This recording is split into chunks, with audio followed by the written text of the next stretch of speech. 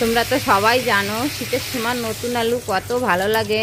তা আজকে আমি ছোট ছোট নতুন আলু এনেছি, কষলে ধুয়ে নিয়েছি, তারপরে প্রেসার কুকারে সিদ্ধ করেছি। সিদ্ধ করে আলুটাকে আমি ছাড়িয়ে নিয়েছি। ছাড়িয়ে নিয়ে তারপরে আমি মশলা করে নিয়েছিলাম।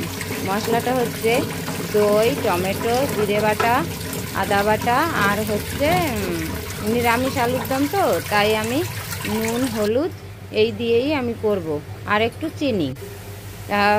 আদাটা আমার বাটা ছিল না, ঘষে নিয়েছিলাম।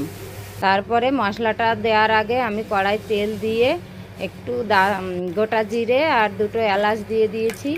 দিয়ে আমি পুরো মশলাটা ঢেলে দিয়েছি। ঢেলে দিয়ে ভালো করে নেড়ে নেড়ে তেল ছাড়া পর্যন্ত নেড়ে আমি তেল ছেড়ে দিয়েছে। তারপরে আলুটা দিয়ে দিয়েছি। আলু দিয়ে আমি আবার নেড়েছি। আবার নেড়ে নেড়ে ওটাকে আমি সুন্দর করে আবার আগে লালচে লালচে ভাব হয়ে গেছে, তখন দিয়ে জল দিয়ে গুড বাই টাটা।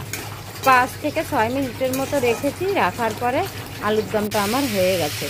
আলুর দমটা নামিয়ে নিয়েছি। দেখো বন্ধুরা কেমন হয়েছে, দেখতেও সুন্দর হয়েছে, খেতেও নিশ্চয়ই সুন্দর।